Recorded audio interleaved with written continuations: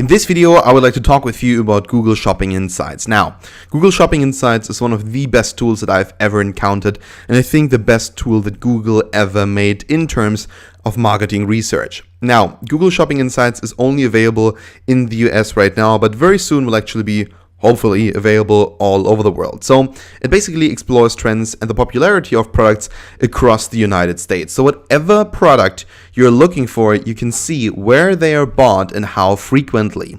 So this is, I think, amazing. This is one of the best things I've ever seen in marketing research. And for instance, when you look right here, top Father's Day's gifts, actually let's open that one right here in a new tab, and let's open this one.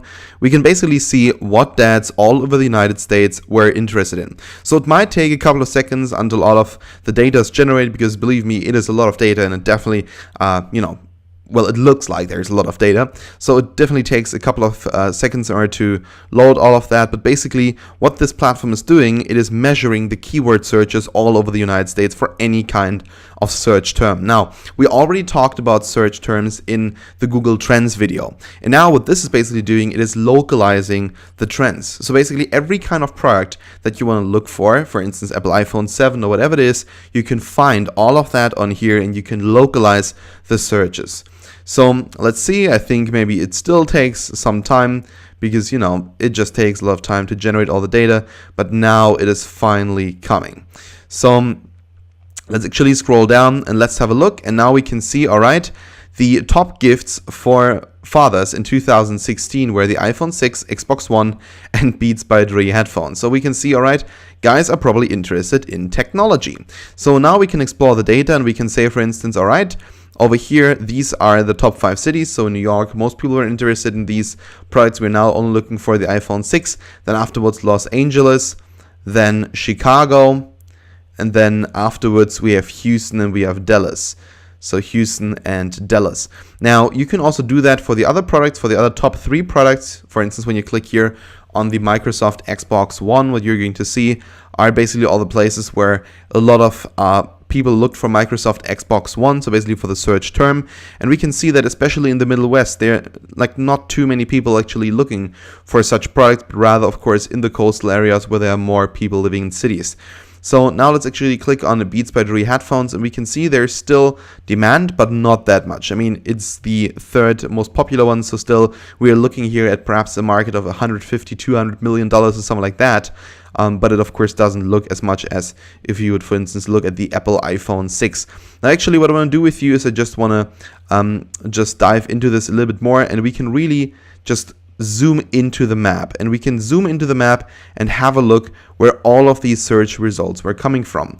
So we can look at every area, we can look at every kind of little city, and we can zoom in as much as we want, and it will always specify it even more. So for instance, we're right now in Pennsylvania. Over here we got New York City, Long Island, and we can see, all right, these are the places where people were really interested in these products. So we can see, for instance, all right, here Baltimore, many people were interested, then Washington, of course, then down here was that Richmond, and so on and so on. And of course, we can also target this to smaller cities. For instance, we know right here, okay, perhaps we shouldn't target it to Franklin, but perhaps we should target it to Roanoke Rapids. Perhaps we shouldn't target it to Anderton, but perhaps we should target it to Greenville or Washington or New Bern or something like that. Of course, it doesn't make a lot of sense in my mind. What you should rather do is look for, let's say, an area where many people live, but there are a lot of search results. Because when you, for instance, have a Facebook ad at some point, it is very easy to target then people there. Now, when you become a marketing consultant or a consultant in any way, what you always want to make sure is that you understand where the customers are coming from and where customers could be. Now, for instance, let's say you're working together with a company and the company says, I cannot believe it, I don't have any more customers. I do not know where my customers are. I try to target them, but there's just no way how I can get them. And what you can see here with this tool is where your potential customers are. So let's actually go to the Mother's Day one, have a look at this one, and then afterwards I'm going to show you how to work with your own search terms. So basically it says, hooray for her, what we gave mom, see the items that were at the top of shopping list last year for moms. So again, it might take a couple of seconds, and now we got the data. Mother's Day searches across the US. In 2015, people searched for flowers, Michael Kors, and Fitbit. Okay, I think, this sounds so stereotypical, but now we realize, okay, the stereotypes, they are actually true. So we see, all right, moms want flowers, or people were looking for flowers in order to give it to their moms. Of course, they were also looking for Michael Kors, the handbags and the fashion, let's say, label. And then over here we got Fitbit, this little a bracelet that you can use in order to basically monitor how much you're walking, how much you're running. So right here what we can see is basically a map of flowers. So where were people looking for flowers? And the top cities are now not at the coast. We actually have 3 cities which are not at the coast at all, and we don't have New York. So this is interesting. The top 5 cities, I cannot believe this. The top 5 cities are Roseville, what is this? Iowa City. Then what do we got? Silver Spring, Alpharetta, and Miami Beach.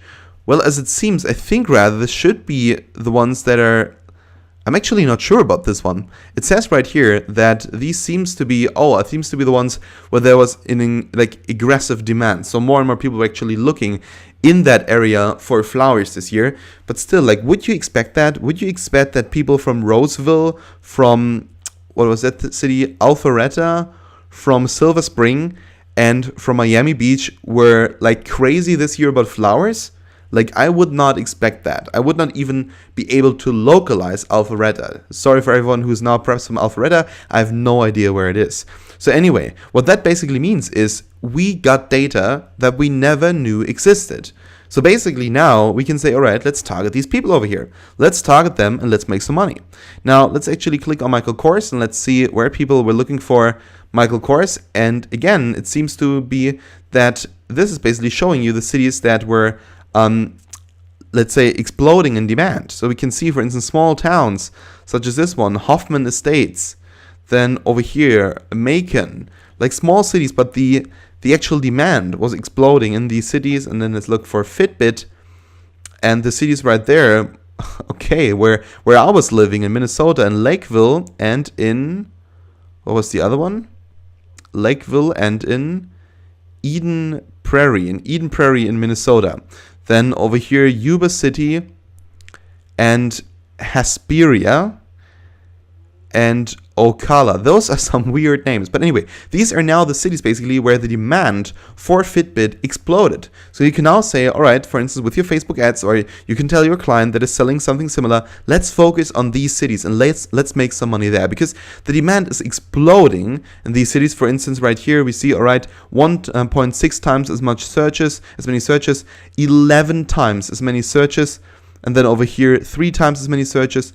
And then down here, 140 times the searches as of last year.